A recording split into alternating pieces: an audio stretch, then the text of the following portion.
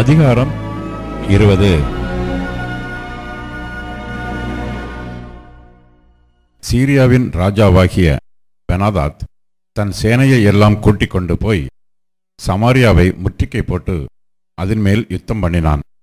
அவனோட கூட 32 ராஜாக்கள் இருந்ததுமல்லாமல் குதிரைகளும் ரதங்களும் இருந்தது. அவன் நகரத்திற்குள் இஸ்ரவேலின் ராஜாவாகிய ஆகாபிடத்தில் ஸ்தானாபதிகளை அனுப்பி, உன்னுடைய வெள்ளியும் உன்னுடைய பொன்னும் என்னுடையது, உன்னுடைய ஸ்திரீகளும் உன்னுடைய குமாரருக்குள் சமர்த்தராய் இருக்கிறவர்களும் என்னுடையவர்கள் என்று பெனாதாத் சொல்லுகிறான் என்று அவனுக்கு சொல்லச் சொன்னான். இஸ்ரவேலின் ராஜா அதற்கு பிரதியுத்தரமாக, ராஜாவாகிய என் ஆண்டவனே, உம்முடைய வார்த்தையின்படியே நானும் எனக்கு உண்டான யாவும் உம்முடையவைகள்தான் என்று சொல்லி அனுப்பினான். அந்த ஸ்தானாபதிகள் திரும்பவும் வந்து, பெனாதாத் சொல்லுகிறது என்னவென்றால், உன் வெள்ளியையும் உன் பொன்னையும் உன் ஸ்திரீகளையும் உன் குமாரர்களையும் நீ எனக்கு கொடுக்க வேண்டும் என்று உமக்கு சொல்லி அனுப்பினேனே. ஆனாலும் நாளை இந்நேரத்தில் என் ஊழியக்காரரை உன்னிடத்தில் அனுப்புவேன்.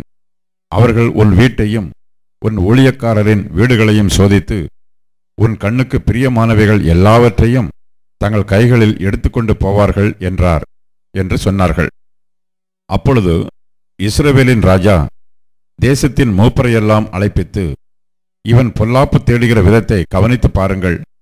என் ஸ்திரீகளையும் என் குமாரர்களையும் என் வெள்ளியையும் என் பொன்னையும் கேட்க இவன் என்னிடத்தில் ஆள் அனுப்பினபோது நான் கொடுக்க மாட்டேன் என்று இவனுக்கு மறுக்கவில்லையே என்றான்.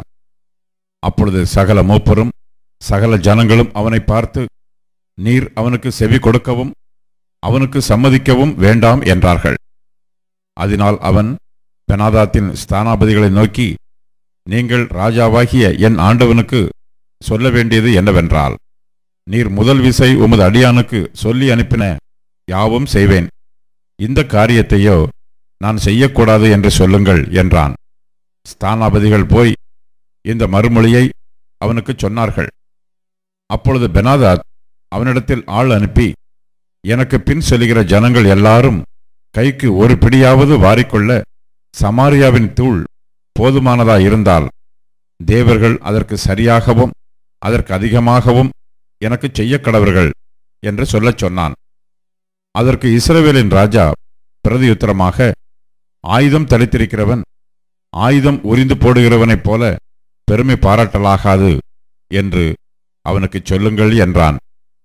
பெனாதாத்தும் மற்ற ராஜாக்களும் கூடாரங்களிலே குடித்து கொண்டிருக்கையில் இந்த வார்த்தையை கேட்டு தன் ஊழியக்காரரை நோக்கி, ஆயத்தம் பண்ணுங்கள் என்றான். அப்படியே நகரத்தின் மேல் சண்டையை செய்ய ஆயத்தம் பண்ணினார்கள். அப்பொழுது ஒரு தீர்க்கதரிசி இஸ்ரவேலின் ராஜாவாகிய ஆகாபிடத்தில் வந்து, அந்த ஏராளமான ஜனக்கூட்டத்தை எல்லாம் கண்டாயா? இதோ நானே கர்த்தர் என்று நீ அறியும்படி இன்றைக்கு அதை உன் கையில் ஒப்புக் கொடுப்பேன் என்று கர்த்தர் சொல்லுகிறார் என்றான். யாரை கொண்டு என்று ஆகாப் கேட்டான். அதற்கு அவன், மாகாணங்களுடைய அதிபதிகளின் சேவகரை கொண்டு என்று கர்த்தர் சொல்லுகிறார் என்றான். பின்பு அவன், யுத்தத்தை யார் துவக்க வேண்டும் என்று கேட்டதற்கு அவன், நீர்தான் என்றான். அவன் மாகாணங்களுடைய அதிபதிகளின் சேவகரை இலக்கம் பார்த்தான்.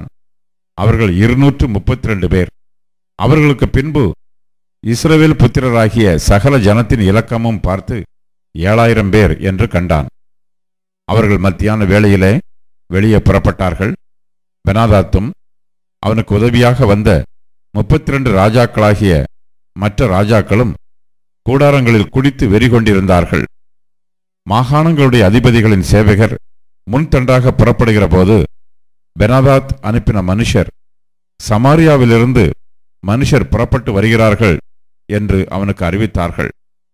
அப்பொழுது அவன், அவர்கள் சமாதானத்துக்காக புறப்பட்டு வந்தாலும் அவர்களை உயிரோடே பிடியுங்கள், அவர்கள் யுத்தத்திற்காக புறப்பட்டு வந்தாலும் அவர்களை உயிரோடே பிடியுங்கள் என்றான்.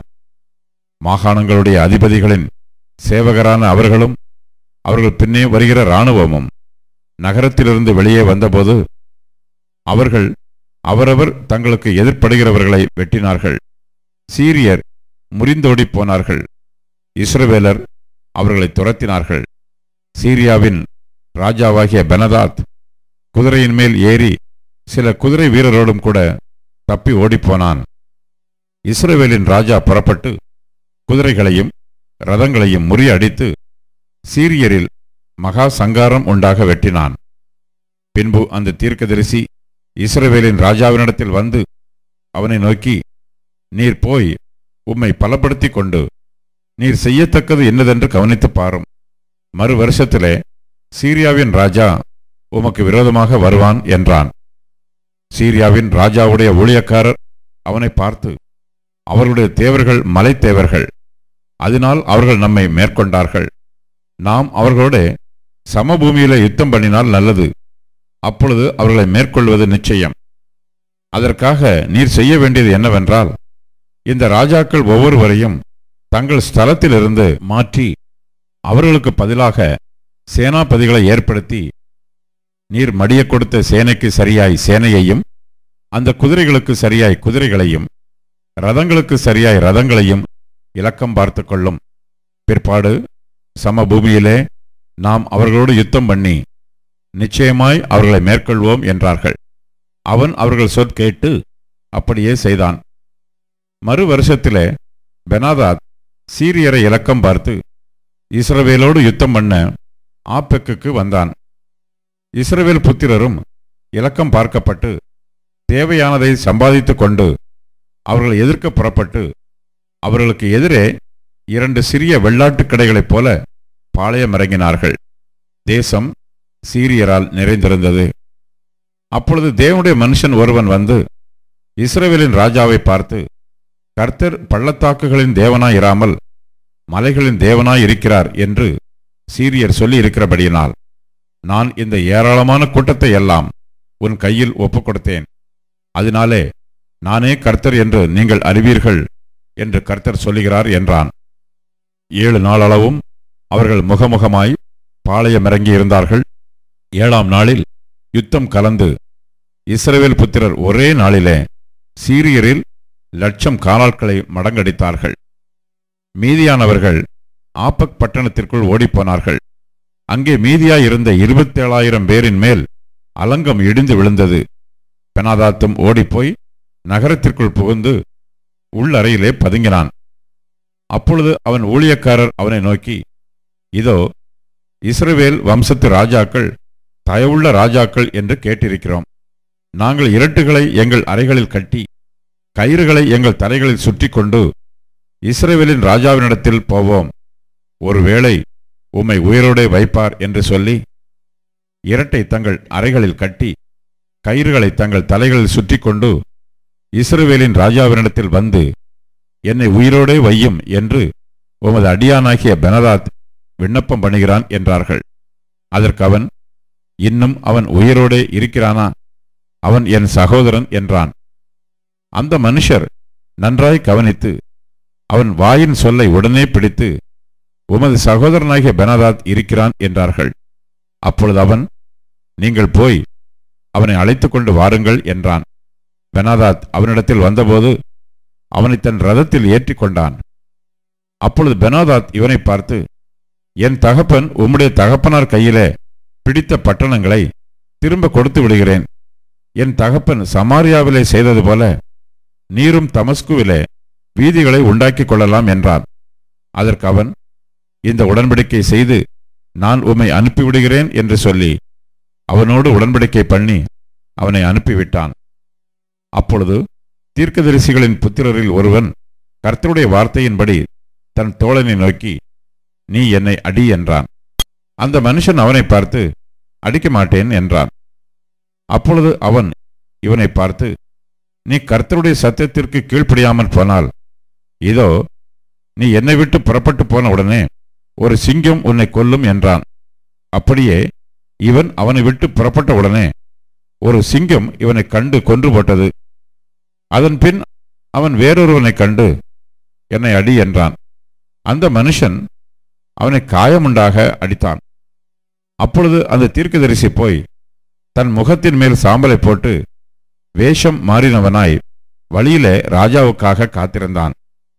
ராஜா அவ்வழியாய் வருகிறபோது இவன் ராஜாவை பார்த்து கூப்பிட்டு, உமது அடியான் யுத்தத்தில் நின்றபோது ஒருவன் விலகி என்னிடத்தில் ஒருவனை கொண்டு வந்து, இந்த மனுஷனை பத்திரம் பண்ணு, இவன் தப்பி போனால் உன் பிராணன் அவன் பிராணனுக்கு ஈடாயிருக்கும், அல்லது 1 தாலந்து வெள்ளியை நீ கொடுக்க வேண்டும் என்றான்.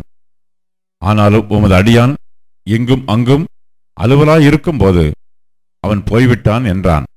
இஸ்ரவேலின் ராஜா அவனை பார்த்து, நீ சொன்ன தீர்ப்பின்படியே ஆகும் என்றான்.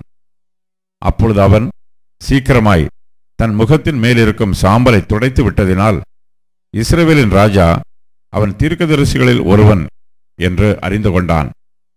அப்பொழுது இவன் அவனை நோக்கி, சங்காரத்திற்கு நான் நியமித்த மனுஷனை உன் கையிலிருந்து தப்பி போகும்படி நீ விட்டபடியினால் உன் பிராணன் அவன் பிராணனுக்கு ஈடாகவும் உன் ஜனம் அவன் ஜனத்திற்கு ஈடாகவும் இருக்கும் என்று கர்த்தர் சொல்லுகிறார் என்றான்.